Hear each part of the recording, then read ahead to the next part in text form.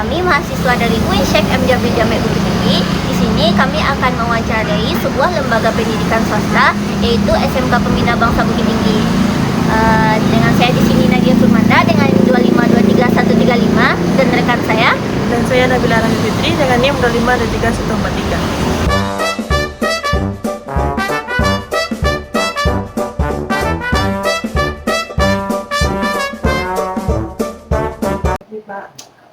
Pak, perkenalkan kami dari mahasiswa Prodi PTK UIN Bukit Tinggi.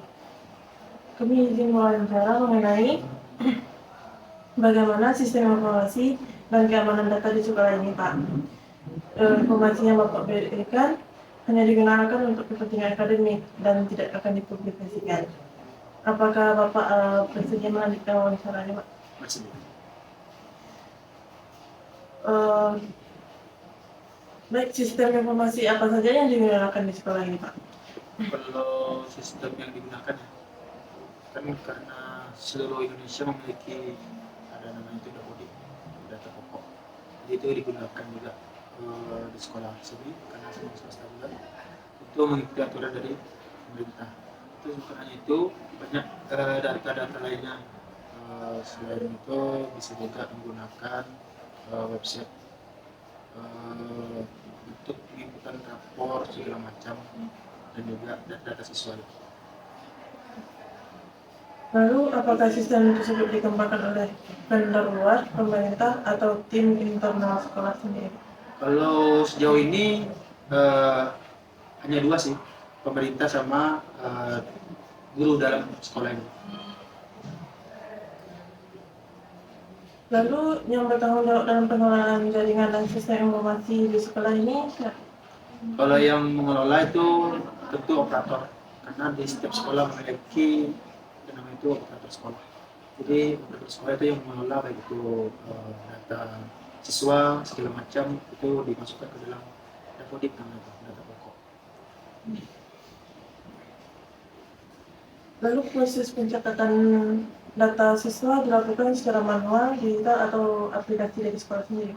Kalau biasanya itu kan kalau dari awal ya, kalau penerimaan murid baru tuh dari manual dulu, baru masukkan ke digital, baru kami olah, masukkan lagi ke data Dapodik itu sendiri. Berarti nggak terproses ya, Pak? Lalu, apakah data siswanya disimpan seperti NISN, nilai, atau biodata menggunakan inskripsi atau perlindungan tertentu? Kalau itu tentu ya, karena untuk menjaga kerahasiaan data pribadi siswa.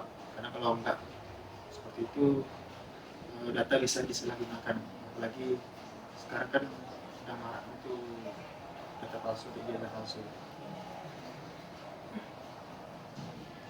Lalu, siapa saja yang memiliki akses langsung ke data akademik atau data pribadi siswa? Kalau itu hanya operator sih sejauh ini. Nanti nggak ada campur tangan guru lain? Enggak ada catatan. Apakah terdapat pembagian level akses pengguna bagi admin, operator, atau guru lain? Kalau itu nggak ada sih, karena memang khusus operator yang mengelola. Jadi kami tinggal minta tolong Pak operator segala macam, bagaimana operator mengelola itu tinggal bagaimana operatornya. Lalu, bagaimana prosedur penonaktifan akun ketika guru atau staf pindah atau tidak bertugas lagi? Kalau itu biasanya di sini kalau misalkan guru itu pindah ya, pindah tugas biasanya, atau misalkan berhenti itu langsung dinonaktifkan datanya. Karena misalnya masih dibiarkan gitu aja, datanya itu masih masuk secara nasional gitu. Ya.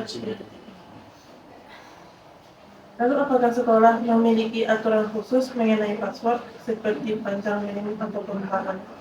Kalau itu nggak ada sih, karena setiap di sini guru di sini memakai passwordnya pribadi masing-masing gitu. Hanya pribadi sendiri yang tahu. Lalu, apakah ada pemisahan jaringan wifi untuk guru, siswa, atau tamu? Kalau itu sejauh ini ada, kadang untuk khususnya di TU kan, kalau di TU ada password khusus, wifi khusus lah yang disembunyikan hanya khusus ITU. Terus untuk guru beda lagi dan siswa beda lagi. Jadi bisa kan. Lalu jenis inskripsi WIPI apa yang digunakan? WIPA 2 atau WIPA 3? Kalau di sini WPA 3 kayaknya. Seberapa sering paspor WIPI sekolah ini ganti? Kalau password WiFi biasanya kami ganti ya ketika sudah mulai nge-lag ataupun biasanya per 6 bulan sudah diganti. Enggak setiap bulan gitu. Apakah website sekolah memiliki form login atau input data akademik? Kalau website sekolah paling pemberitahuan sama profil-profil sekolah gitu, data-data guru. Siapa saja guru-guru. Apakah sistem sekolah memiliki validasi yang kuat untuk mencegah serangan seperti SQL injection? Kalau itu sepertinya ada sih pelindung karena yang buat kan orang ahli juga di bidang IT gitu. Sejauh ini. Apakah pernah terjadi kasus guru atau siswa dapat mengakses data yang seharusnya bukan wewenangnya? Kalau sejauh ini selama saya di TU belum pernah ada karena data itu emang top ke satu orang atau orang yang dipercaya gitu. Jadi ke siswa nggak bakal ada. Menarik. Lalu apakah website atau sekolah sudah menggunakan HTTPS, Pak? Kalau itu sekolah tentu pakai itu karena website ya. Ya. Seberapa sering data akademik atau administrasi di backup? Kalau itu biasanya tiap bulan karena setiap bulan kan ada pelaporan ke dinas. Jadi data-data siswa, guru segala macam itu di backup terus setiap bulannya jadi dilaporkan maupun juga disimpan untuk arsip sekolah. Jadi tiap bulan. Nah, setiap bulan.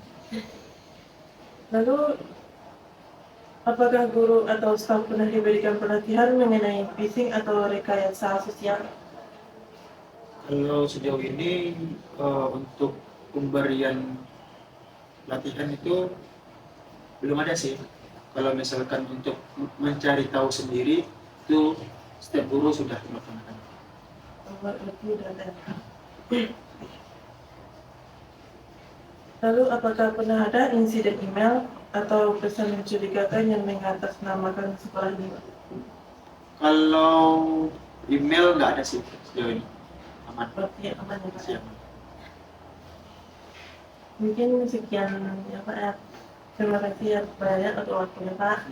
Jadi, kesimpulannya, SMK Pembina Bangsa Bukit Tinggi telah menerapkan beberapa elemen dasar keamanan informasi yang baik, seperti segmentasi jaringan Wi-Fi dan enkripsi WPA3. Namun, audit ini menemukan beberapa aspek yang perlu ditingkatkan, terutama terkait kebijakan password, pelatihan keamanan digital, dan sistem backup.